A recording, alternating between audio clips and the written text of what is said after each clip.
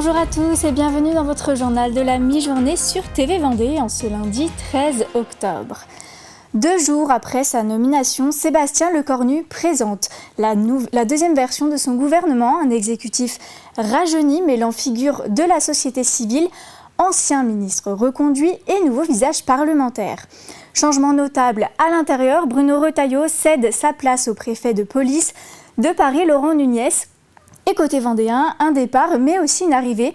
Serge Papin, ancien PDG du groupement Système U et originaire de Saint-Gilles-Croix-de-Vie, il devient ministre des PME, du commerce, de l'artisanat, du tourisme et du pouvoir d'achat.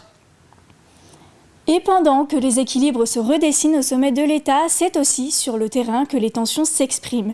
Cette fois, dans le monde agricole, le syndicat Coordination Rurale y a manifesté pour demander des explications sur la gestion des budgets, notamment les 66 000 € versés à la FDSEA en 2017.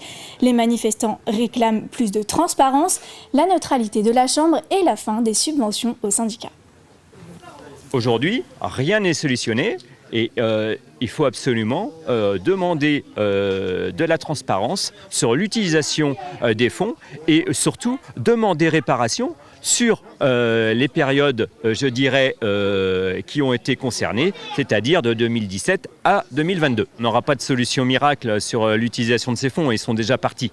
Par contre, nous, ce qu'on veut, c'est une transparence. Et on va aussi mandater l'État pour qu'il audite de façon, je dirais, impartiale, l'utilisation de cet argent.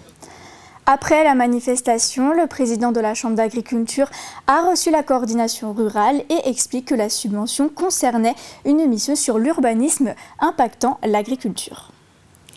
Elles étaient près de 20 000 participantes à la Joséphine ce week-end partout en Vendée. Une 11e édition toujours aussi populaire, placée sous le signe du partage et de la solidarité. Femmes de tout âge, entre amis ou familles, elles sont courues pour une même cause, la lutte contre le cancer. En 10 ans, plus d'1 million € ont déjà été reversés à la Ligue contre le cancer de Vendée. C'est un reportage de Louise Viadger. Elles étaient bien couvertes, hautes en couleurs et surtout souriantes. Les résidentes de l'EHPAD du centre hospitalier départemental de La Roche-sur-Yon ont enfin participé à la Joséphine. Je suis encore vieille, alors j'aime bien les photos, j'aime bien me promener, j'aime bien me faire voir, après tout. Aide-soignante, animatrice, famille, 28 personnes accompagnent les résidentes dans leur marche de 5 km. Donc ça fait 4 ans que les résidentes ont demandé à participer à la Joséphine. Et du coup, plus les années passent et plus les résidentes demandent à participer. Donc de 8, elles sont à 18 aujourd'hui. Pourquoi ? C'est pour soutenir les femmes. C'est une solidarité qu'elles ont envie d'avoir pour suivre le mouvement. Ce dimanche, des milliers de collègues se sont retrouvés hors du travail pour faire ce défi ensemble. Un record de participation d'entreprises cette année. Alors là, on est une équipe de 13, 11 femmes, 2 hommes. 11 femmes qui vont prendre le départ de la course des 5 km et 2 hommes qui restent sur notre stand Place de la Vendée pour animer un jeu avec une roue et pour gagner des goodies. 20 000 participantes à travers 155 communes partenaires cette année. Un événement plus que jamais populaire. On a toute cette générosité d'avoir envie de se retrouver sur ce rendez-vous annuel. La Joséphine, elle a 11 ans. La réussite de cette course, c'est qu'il n'y a pas de profil. Ce sont des femmes qui ont subi quelquefois les douleurs d'un cancer, ont quelquefois perdu des proches, mais on connaît tous quelqu'un qui est parti d'un cancer dans notre entourage. Et en fait, cette bagarre commune, ce moment de rassemblement commun, elle se traduit aussi par des sourires. 180 681 € récoltés cette année au profit de la Ligue contre le cancer de Vendée. Restons dans le thème de la solidarité. À moins de 2 mois de la 39e édition du Téléthon, La Roche-sur-Yon accueillait ce week-end une conférence débat au ciel. La présidente de l'AFM était présente pour rappeler que le combat contre les maladies rares continue. Reportage Louise Viadger. Entre Eugénie et son chien Noisette, c'est une histoire d'amour qui dure depuis 6 ans. Elle m'aide au quotidien pour ramasser des choses qui sont par terre, des objets. Elle peut aussi m'ouvrir des portes, des placards. Elle peut faire plein de choses du quotidien. Eugénie, elle a 12 ans, on a découvert sa maladie quand elle avait 1 an. Et quand on l'a découverte, il n'y avait aucun traitement disponible. On nous avait dit on soignera les conséquences de sa maladie pour qu'elle vive le mieux possible avec.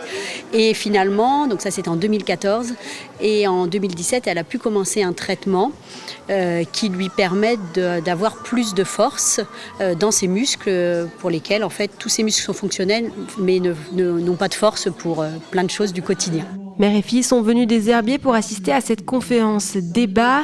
Des portraits d'enfants aidés par l'association sont présentés comme celui de Marley et Milan, des jumelles atteintes d'amyotrophie spinale, une maladie rare qui attaque les muscles et qui touche près de 5000 enfants à travers le monde. La phase la plus importante et les sommes les plus importantes sont consacrées à la recherche et effectivement avec des résultats spectaculaires, notamment au niveau de l'amyotrophie spinale et puis également d'autres pathologies. La présidente nationale était de retour en Vendée pour la première fois depuis 10 ans. L'occasion de rappeler les origines et l'importance de l'AFM Téléthon, une association créée en 1987. Mais il n'y a pas de mystère, je pense que 38 ans après, le fait qu'au moment du Téléthon, il y ait ce tel rassemblement, c'est que les uns et les autres voient bien combien derrière le combat du Téléthon, c'est le combat des familles. Je suis présidente, mais je suis une maman d'abord, concernée par une maladie rare qui m'a pris mon fils. Donc toutes les familles peuvent se retrouver derrière ce combat de parents. Un combat qui continue avec 95% de maladies rares qui restent sans traitement. Familles, chercheurs, bénévoles, donneurs, tous ont rendez-vous les 5 et 6 décembre prochains. Au Sable d'Olonne s'est tenue la cérémonie d'installation du nouveau commissaire Étienne Fomery. Âgé de 36 ans et originaire de la région parisienne, il prend la tête de la circonscription de la police nationale des Sables, tout en assurant la fonction de directeur départemental adjoint de la police nationale de Vendée. Vous pouvez retrouver l'interview sur notre site internet. C'est la fin de cette édition, merci à tous. Je vous donne rendez-vous tout à l'heure à 18h pour un nouveau point sur l'actualité.